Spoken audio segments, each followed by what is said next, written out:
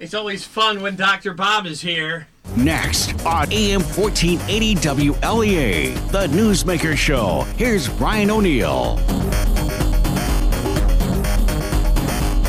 It's not always fun, Brian, but informative, educational. Sure, that's certainly an alternative to fun.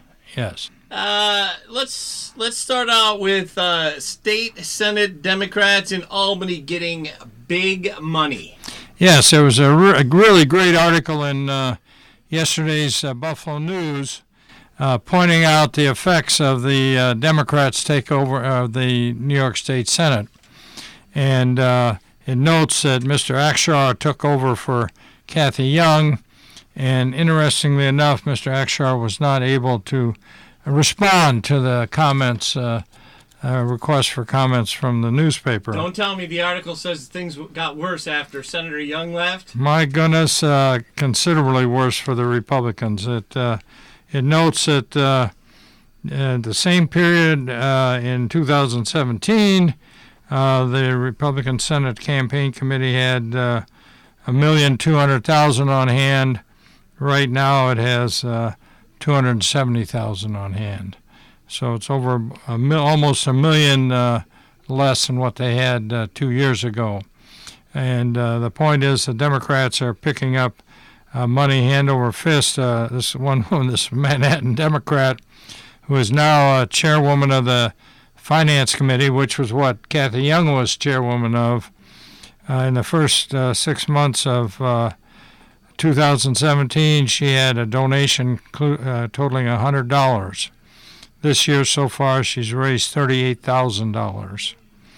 And Mr. Flanagan, the minority leader and the antagonist, of course, of Kathy Young, has raised $45,000 so far this year and has $385,000 in the bank. $45,000 so far this year. In 2017, he'd raised $363,000 by this time and had almost $1 million in the bank. So the fact is that they're just not getting any money at all, and it does confirm our view of the race in the the primary in the 57th district. Clearly the Republican Senate Campaign Committee was beginning to run out of money because they were getting money from the state Senate or the Republican state committee at the end. And why they would pour money into Borrello's campaign when they would end up with a Republican any way you cut it in the 57th district. Now they're scraping. They wanted that Republican. I guess, that one from Chautauqua County. I guess. Not the one from Allegheny County. I guess that's the reason, and now they can run around. There's another interesting point here about the New York State Dental Association, which I think, let's see, I had it here last year sometime, had given $257,000 to the Senate Campaign Committee in 2017, 2018. They'd given $257,000.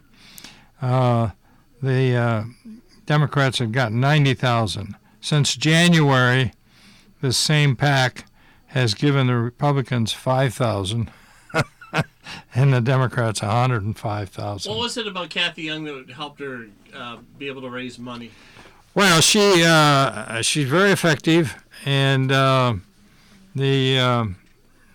key that she hooked into, I think, was these New York City land apartment owners and housing people who were protected in terms of being able to raise rents, things of that sort. And the Democrats, of course, have limited that sort of thing. And I don't think they're getting much money from those real estate interests this time around. But the difference in funding says a number of things. One, that obviously people are not going to pour money into the Republicans' pockets because they clearly feel they're not going to be in power there for quite some time. And second, it shows I think the Democrats are going to come in full bore in 2020. They're going to have a lot of money, and I can't conceive of the Democrats standing back and letting the Republicans take over the state Senate, which then means, of course, that in 2020 they will redraw the state Senate lines so that this game is over, Brian. This game is over. What's going to happen to Congressman Tom Reed? Well, with that... Because lines will be drawn there too, right? The congressional districts will have to be redrawn. You wouldn't have to redraw the Senate districts because they've got 63 senators. That's going to change. But the population shifts will force redrawing there. But in terms of the congressional seats, it's almost certain that New York will lose 2 congressional seats. So they're going to have to redraw all these congressional seats. And obviously the Democrats are not going to go out of their way very far for Tom Reed or any other Republican.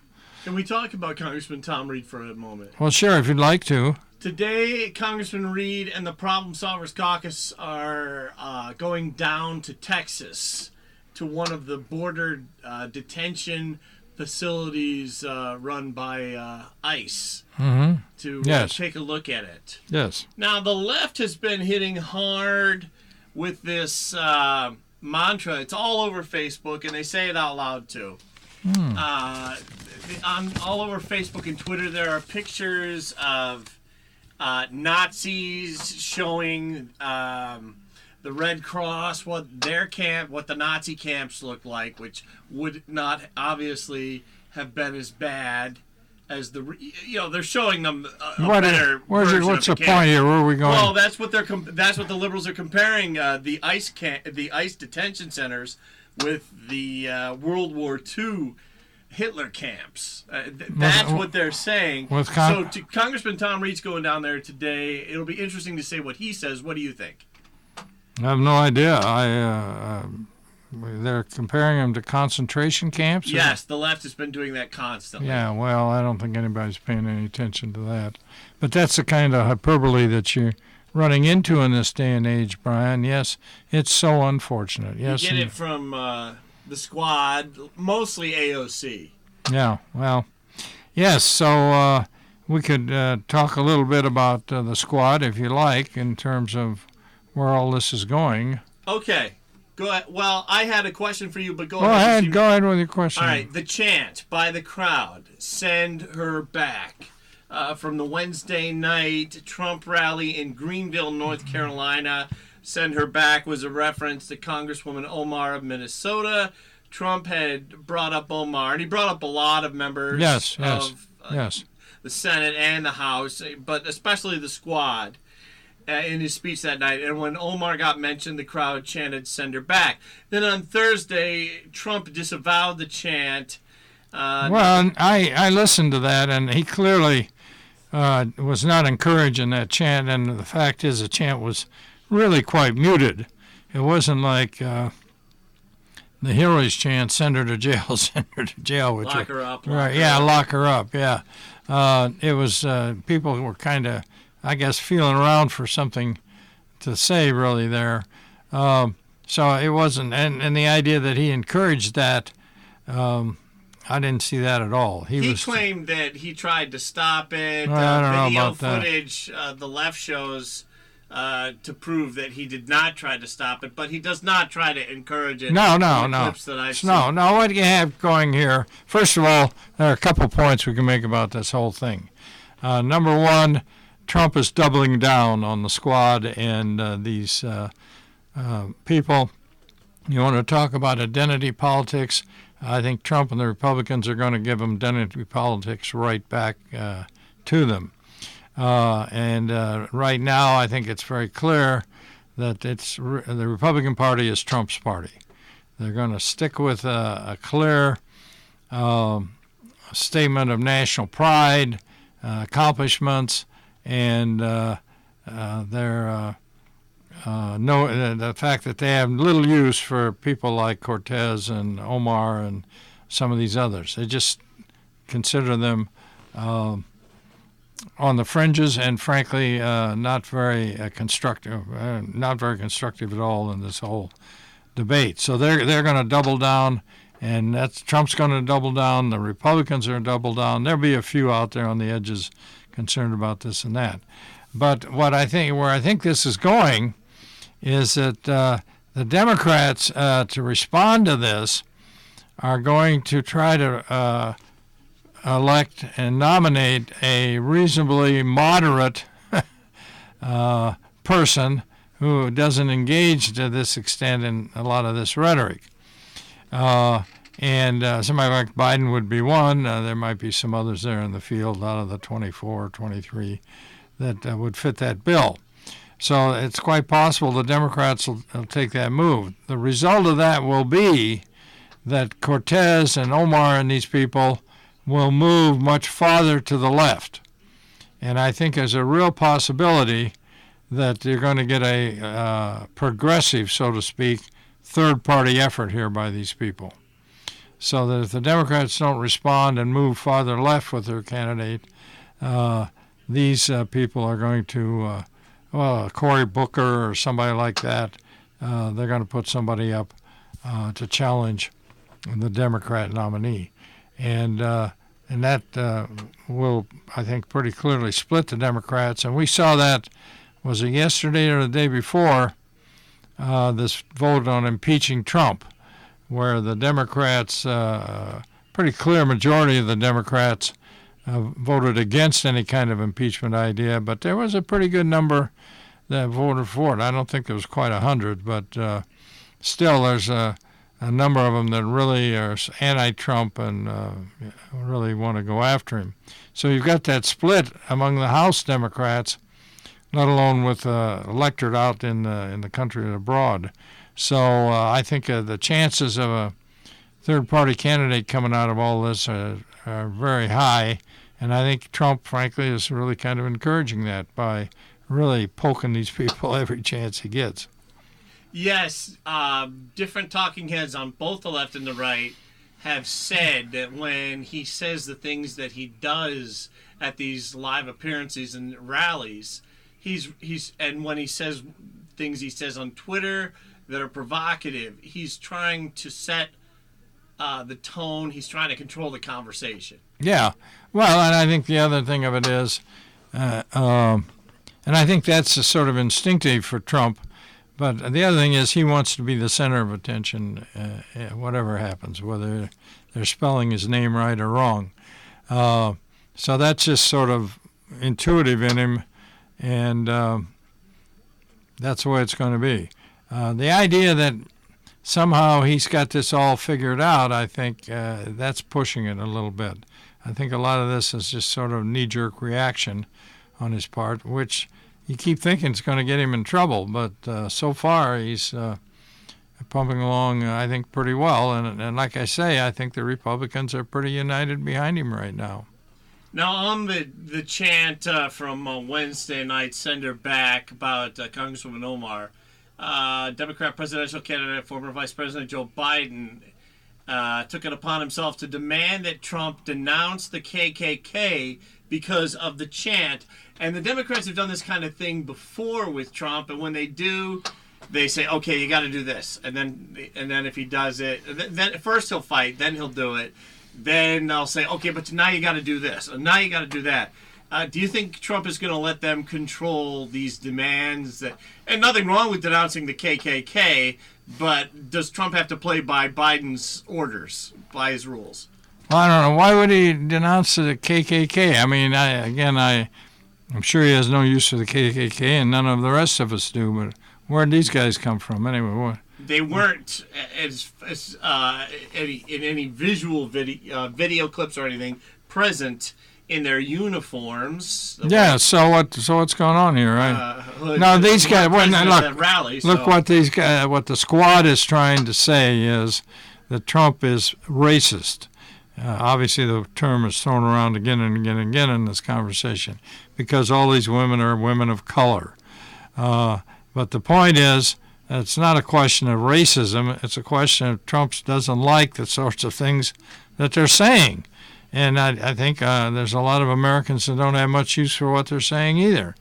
So trying to identify as somehow people of color who are somehow being discriminated against by Trump, I think, is going to miss the mark by quite a bit. And maybe that's what Biden's trying to do, say, oh, well, goodness gracious, these women of color are being picked on by Trump, and that's sort of a KKK thing. That whole thing is kind of hard to follow. AOC put out a statement saying that to label someone a communist is a racist thing to do. Well, so that's what she thinks, huh? So anybody who points the finger at AOC or anyone else saying that they're left-leaning Marxist sympathizers have communist tendencies, they're automatically a racist. I don't think that's going to pick up a lot of traction. No, it shows how stupid she is. We're going to take a quick break. When we get back, we're going to get back to Congressman Tom Reed, who's also in the news. Because the Problem Solvers Caucus at some point soon is going to address the proposal to boycott Israel. They call it the Israel BDS, which stands for Boycott, Divest, and Sanctions. We'll find out what Dr. Bob thinks of that when we get back. Stay with us. You probably want to eat healthy, but getting enough organic fruits and vegetables into your diet every day is not only time-consuming, it's expensive. That's why at Texas Superfood, we've created a blend of the best USDA organic, vine-ripened fruits and vegetables, powerful enzymes and probiotics, and energizing herbs, all in a convenient capsule or powder. We call it Texas Superfood Complete Organic. Hi, I'm naturopathic Dr. Dennis Black, and I invented Texas Superfood almost 20 years ago with one goal in mind: to help people like you who lead busy lives get the all-natural nutrition that every one of us needs and deserves. So if you can't, won't, or don't eat all your organic fruits and vegetables every day, Texas Superfood Complete Organic makes eating healthy easy. See our full line of quality nutritional products at TexasSuperfood.com or call us at 855-TEXAS-55. That's 855-TEXAS-55. TexasSuperfood.com.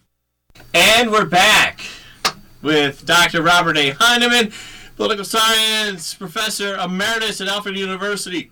So Congressman Tom Reed and the Problem Solvers Caucus, Dr. Bob, they want to take up as a conversation this legislation that, among others, Congresswoman Omar is pushing, this Israel BDS, which stands for Boycott, Divest, and Sanction Israel. Congressman Tom Reed is a supporter of Israel, so, you know, I think it's safe to say he's going to be against that idea of a boycott. How do you think the Problem Solvers Caucus is going to weigh in on this? No, they'll be against it, yeah. I mean, what problem does this solve? I'd like to know. What is the issue? I don't understand, frankly, why the Problem Solvers Caucus would even care about this. It's not a problem like highways, infrastructure, immigration, some of these other issues that they're obviously dealing with. This is just a kind of ideological, emotional response against, I guess, against Israel. And I don't quite. I mean, again, Israel has been an ally of ours. I'm not a big fan of Israel, but on the other hand, we're clearly obligated to defend and protect Israel, and Israel obviously has helped us many times in many ways. And again, they're one of the strongest supporters we got left in the Middle East there. So it's really strange. Now, it is true in Europe, and I don't know, maybe on some of our liberal campuses, are there any that aren't liberal? Well, maybe a few.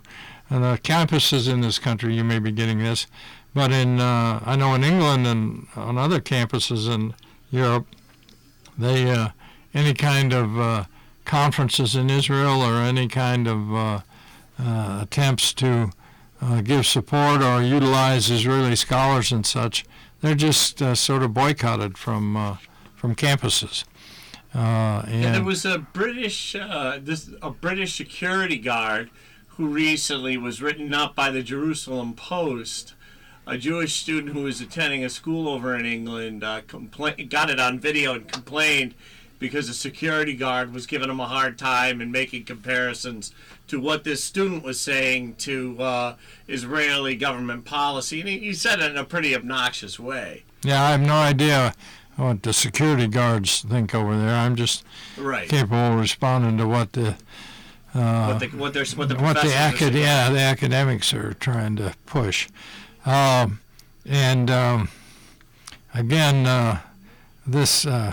I don't know. Again, I don't know why the Problem Solvers Caucus would really even mess with this. You think it's beneath them that I do.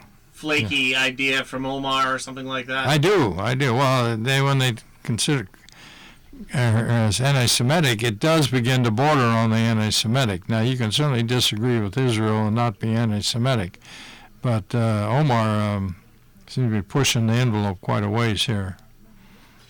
The U.S. shot down an Iranian drone. The Iranians announced they seized a foreign tanker. Don't know where the tanker was from. 500 U.S. troops have been sent to Saudi Arabia because of what's been going on with Iran. Do you see this escalating over the weekend? Possibly. And I'm thinking the U.S. troops are going to Saudi Arabia because the United Arab Emirates have pulled out of the Yemen war there. They had been allied with the Saudis. They're pulling out. And so the Saudis are going to be losing some support there. And I don't know. I would guess, who knows what these 500 guys are doing. Who knows what kind of, whether they're special forces or whether they're simply run-of-the-mill infantry people. I'm not sure. So we'll have to wait and see what role they're going to play there. I would hope that we would get that Yemeni war settled. I mean, it's a terrible thing, and frankly, I think the Saudis have been really pretty vicious in the effort there. So I frankly don't have much sympathy there, and I think the House of Representatives on a number of occasions has voted to try to shut off funding to the Saudis, primarily because of this. So I don't know where that's going. It's way too complicated for us to solve for the audience today, Brian. Kind of an odds and ends thing. The feds apparently have dropped the investigation into Trump paying off Stormy Daniels, the Michael Cohen related story. Right. The liberal media spin on it is that Trump was more involved than he claimed to be. It wasn't just all handled by Cohen. Does anybody really care? No. I think this thing is drifted off into nowhere there. The